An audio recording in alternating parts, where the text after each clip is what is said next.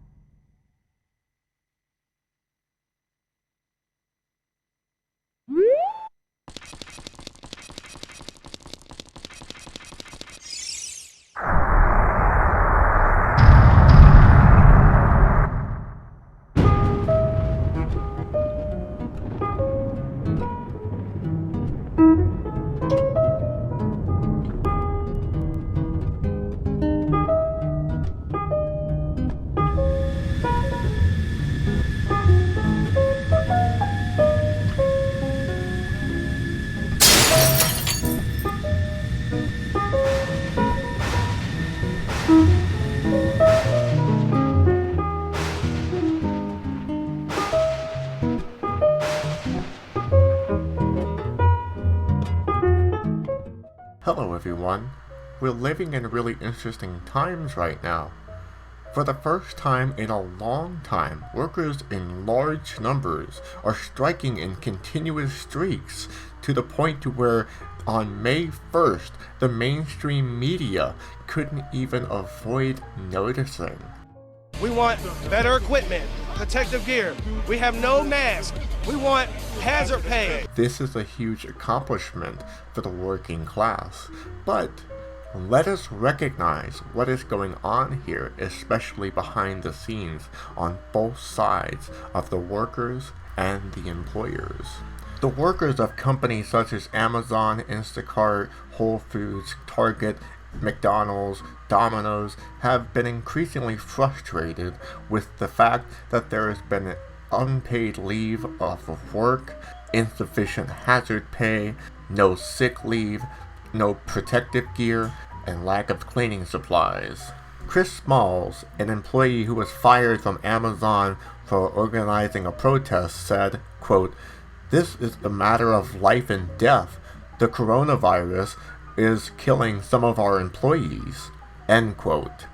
How many cases we got? 10. How many cases we got? 10. Now you don't have a mask? No, we don't have no masks. I have to wear scarves. We don't got no masks. They don't provide us with masks. They say they do, they don't. We don't have the right type of gloves. We don't have latex gloves. We're not in the medical field. They're sugarcoating everything. They're downplaying everything. Somebody needs to be held accountable. They need to take care of their people. We're going to bring the virus to the community. We're not essential. Our help is essential. And if we're not healthy and we're bringing the virus home to the community, what good are we doing? There's over 5,000 employees that come in and out this building weekly. Do the math. This virus spread to 2.5 people. Do the math. That's the epicenter right there. New York State, New Jersey, 5 boroughs come to this building. 5 boroughs. They take that 40 bus. They take that subway. We don't know where these people coming from. They're hiring every day. 40 people a day.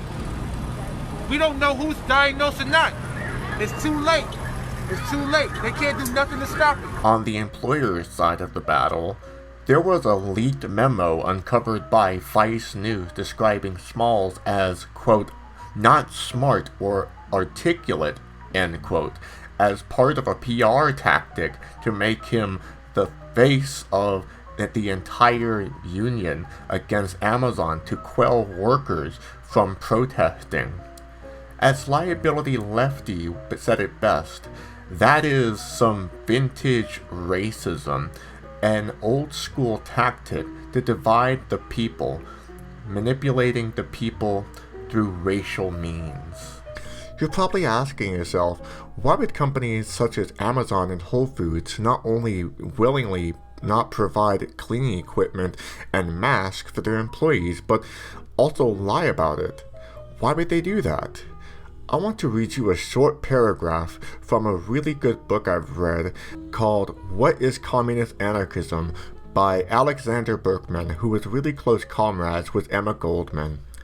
Quote, "Did you ever ask yourself how it happened that when you were out on strike, and all the other times as well, the law and the whole machinery of the government is always on strike of the boss? Why, the strikers number thousands while the boss is only one, and they and he are supposed to be citizens of equal rights. Yet, strange to say, it's the boss who always has the government at his service. He can get the courts to issue an injunction against your interfering with his business. He can have the police club you off the picket line. He can have you arrested and jailed. Did you ever hear of a mayor, chief of police, or governor order out the police or militia to protect your interest in the strike? Queer, isn't it? Again, the boss can get plenty of scabs and blacklegs under police protection to help break your strike because you have been working so many hours that there has always been an army of the unemployed at hand ready to take your place." End quote. See, your boss has the state at their disposal, and the state is a monopoly of violence inflicted upon the people. The Metropolitan Police State was invented by Sir Robert Peel in order to either quell or control workers' protests. Oh, and I was going to make a small tangent about something. These people are not workers. They're business owners looking to force workers to risk their lives and their families with the pandemic that we face every day. They're white settler terrorist clowns with guns, flags, and an ego. If you see someone with a Ford that big with a Blue Lives Matter flag, just remember that they're licking the boot of imperialism.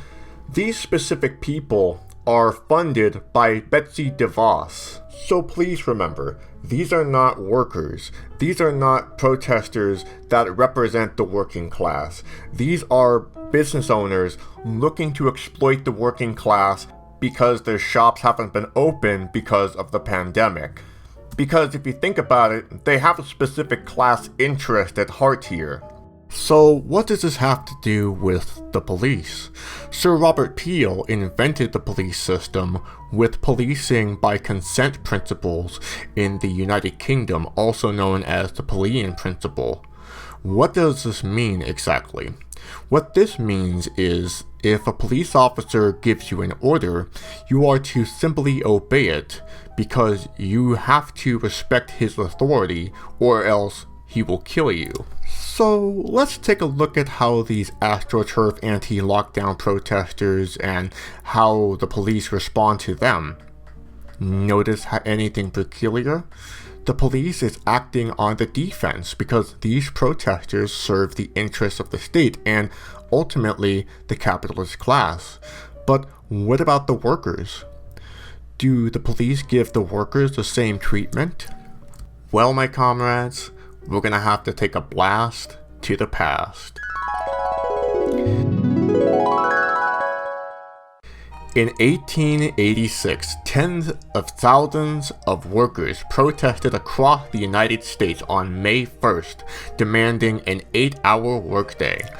This would eventually be known as Labor Day, and your boss has intentionally designated Labor Day to be in September to not only cover up this day, but to drive up sales and get workers to work extra hours during big sales events. So, what happened on May 1st, 1886? The police in Haymarket Square in Chicago, Illinois, started mass shootings and beatings on the workers and protesters for days on end. During the fight, somebody, it's not known who, threw a bomb in the crowd and it killed a police officer. There followed a trial in August where it was entirely rigged primarily because the jury consisted of police officers and businessmen.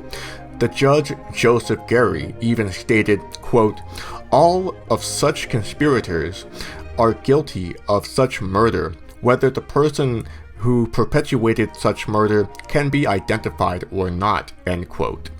7 of the protest leaders were sentenced to be hung, and only 2 were present when the bomb exploded. This is known as the Haymarket Affair, and you won't find it in your history books thanks to President Grover Cleveland. And what did he do? During his presidency of 1894, there was a conflict between railroad workers and capitalists. At least 24 people were killed as tensions rose between workers and capitalists across the country. Grover did not want to commemorate the Haymarket Affair on May Day, so he chose the first Monday of each September as Labor Day. So, he invented Labor Day in September.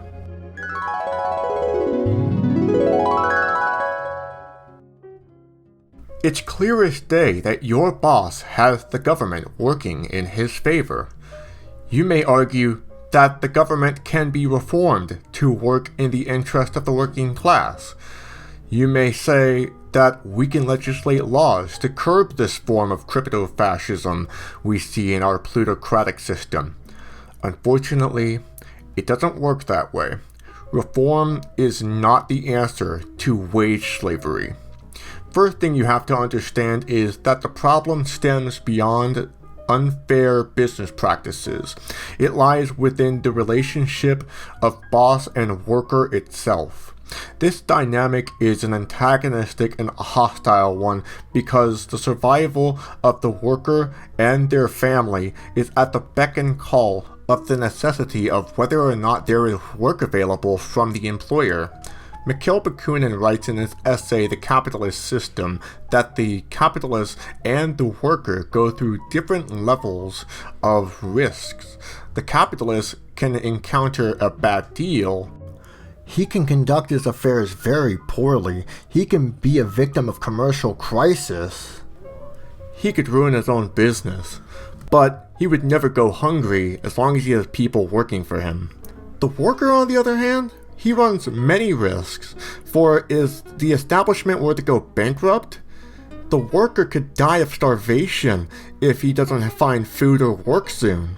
Another point to highlight is that your labor is literally being stolen. According to the FBI, wage theft is the highest rate of theft in any rate of property crime in existence. You hear that? Looking at you, Patreon. You see, employers take profit margin off of your paycheck each shift, or else you would be useless for the job. It doesn't matter if you're producing a commodity that is a necessity for people's basic needs or not. The boss needs that profit margin in order to keep you hired and useful. That is the reality of things, my friend. And lastly, if you're still not convinced that there is inequality between the boss and worker, especially in a society that calls itself the land of opportunity, you must remember that in the US, the police were designated to be slave catchers for settlers. And later on, the police were privatized as Pinkertons to work as undercover spies on union members for employers to gather data on. As Bakunin wrote, this equality does not exist because in modern society, where wealth is produced by the intervention of capital paying wages to labor, the growth of the population outstrips the growth of production, which results in the supply of labor necessarily surpassing the demand and leading to a relative sinking of the level of wages. So if reform isn't the answer to our problem, how do we address the conflict of the boss and worker dynamic? The first thing I'd like to recommend, instead of supporting corporate businesses, why not support worker co-ops? Worker co-ops are businesses where the workers own a share of the business itself, and there is direct democracy in the governing process. Each business is run differently, but at the end of the day, the worker co-ops are unionized. The cool part is that during a recession, no one would have to worry about losing their jobs because the industry would primarily be focused on the necessity of labor itself, not the profit of the boss or the market forces. Now, the second thing I'd like to recommend you doing is joining a union or an organization such as the Industrial Workers of the World. You can go to redcard.i.w.w.org and sign up today. You can be either a at-large member or a local member, but ultimately what you want to do is start by reaching out to your local delegate and ask them how you can begin organizing in your workplace. Of course, remember that each workplace is out to stop you from organizing to begin with. I mean, look at this Target video. That's a huge challenge, but we believe we can win the battle with the competition because not only do we have high quality products at competitive prices, we've got the best guest service in the business, and because we're the best that makes those of us at Target a target ourselves. We're a target because we're a threat to unions. Another thing you can do is join genstrike.org. Email us there and you can get involved. We're striking on the 1st of every month. Are your landlords raising your rent too high without accounting for your basic needs? Do you have crippling debt that you don't deserve? Are your bosses not providing you a mask that actually fits your face? Print out these downloadable flyers and hang them in your spaces. Talk to your coworkers and your neighbors, but don't act alone. And contact us today on genstrike.org. Now, if you can't do any of these things, what you can do is support a striker who is on strike. You can donate money or buy them food. If you do that, you are effectively giving them power to stay on strike longer and off the job longer, while the bosses isn't making a profit. So baking them cookies and donating them money is a good way to give them support. What we hope to do is to create a general strike similar to the one on May Day 1886 to stop production of capital and to meet the demands of the workers for a safer and healthier working class. What we hope to accomplish further down the line in the distant future is a world of no unjust hierarchies, no pandemic, and no coronavirus. But until then, the organization of the working class will be our stronghold. There is power in the working folks when we stand hand in hand.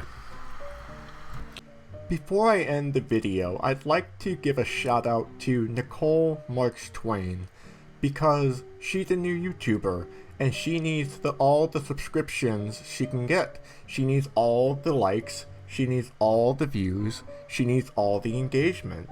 You need to watch her content. Here's a little sample of what she has in store for you.